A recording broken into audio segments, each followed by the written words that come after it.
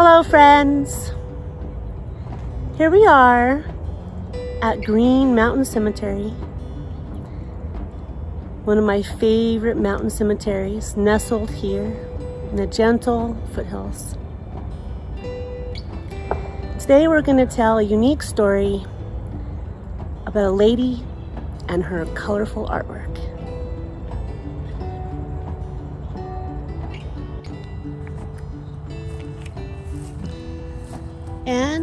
Ophelia Todd Dowden was born September 17th, 1907. Same date as my daughter.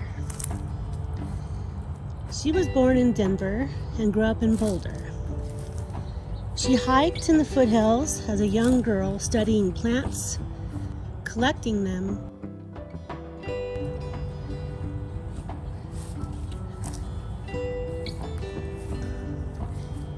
she had always been very observant of her surroundings, of the nature around her. She looked at everything. She just was always said to be very intrigued by plants and animals and insects that she found around her. As early as 5, her family began to notice she was very observant of her surroundings and keen interest in plants specifically. Her father was head of pathology at University of Colorado Medical School, and she illustrated medical drawings for him. Her neighbors at one time were botanists and got her very involved in all the aspects of plants and the special parts that they had. And she began to draw them. Soon she was awarded a scholarship to what is now Carnegie Mellon University. Then soon after moved on to New York. In 1934, she married a man, Raymond Baxter Dowden, an artist. He got a job on the faculty. He got a job at the Cooper Union School of Art for many years. He passed in 1982 and they had no children. As a young artist in New York, Miss Dowden wanted to have a career as a book illustrator.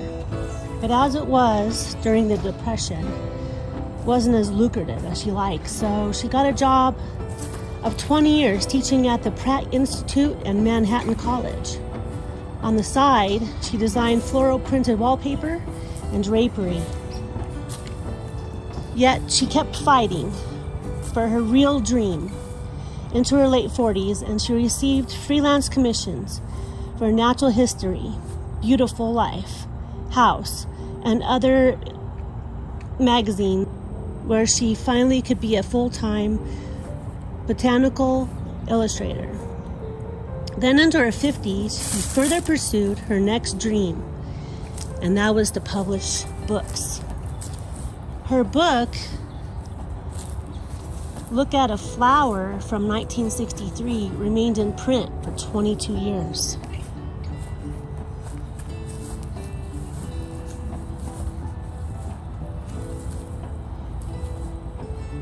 Then her book, Wild Green Things in the City, a book of weeds, in 1972, won her an award from American Library Association. In order to write the book, she studied all of New York City, researching plants, trees, and flowers, and weeds growing in the city, where she lived for over 50 years. She even went into railroad yards to study all the plants that grew in those kind of places.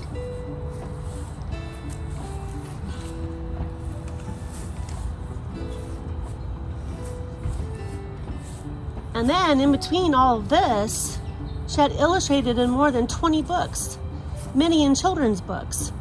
Her sketching including flowers from the Bible and Shakespeare.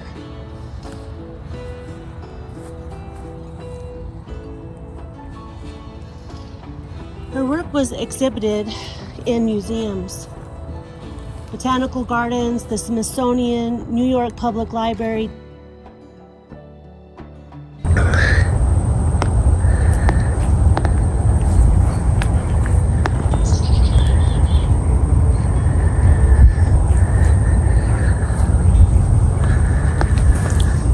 Silo, once a storage for harvest grain, became home for the Gray Bough name.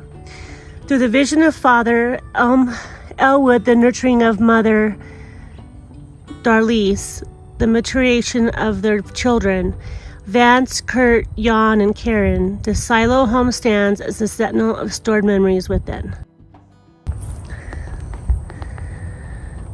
I thought that was really, really beautiful.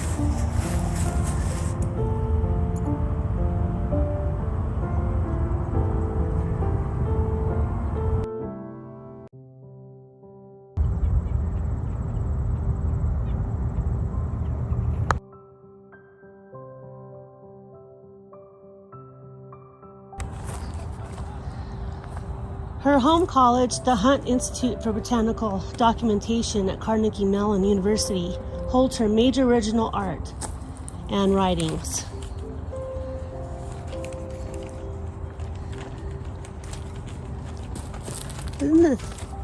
I just love this cemetery. It's so beautiful and quiet, and people come here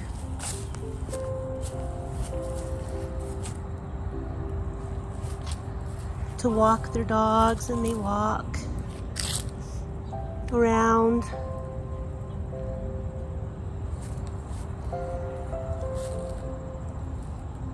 They do a lot of upkeep on this cemetery, which is very nice. Back to the story.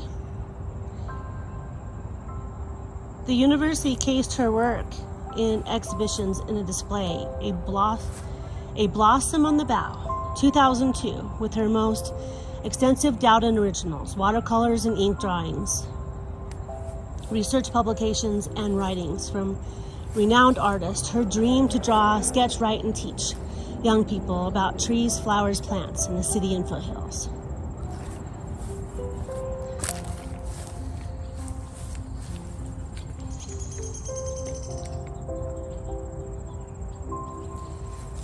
I just loved her story, from her joy and pleasure in being an artist and learning about the most beautiful world of intricate relationships, as portrayed in her books, The Clover and the Bee, A Book of Pollination, 1990, and From Flower to Fruit in 84. Her last work, Poisons in Our Path, Plants That Harm and Heal, 1994.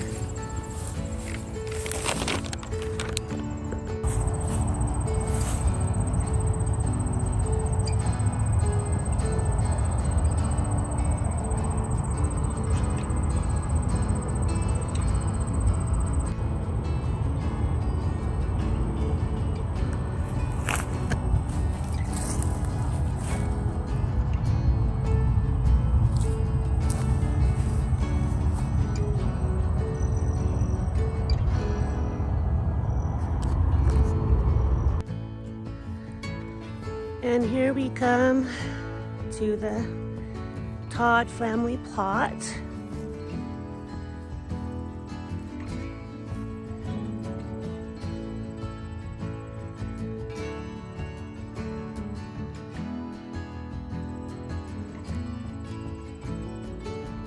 This is Mrs. Anne Ophelia Dowden, 1907 to 2007. And there's her mother, Edith B. Todd, 1909-1999, and her husband, Raymond Baxter Dowden, 1905 to 1982. I just thought her story was very intriguing and a story of never giving up. She lived through the Depression, and her dream of being an illustrator wasn't quite what it could be then, but when she was in her 40s and 50s, she didn't give up. She became an illustrator and published many works on flowers and plants and insects, and was just a very beautiful person and very beautiful story.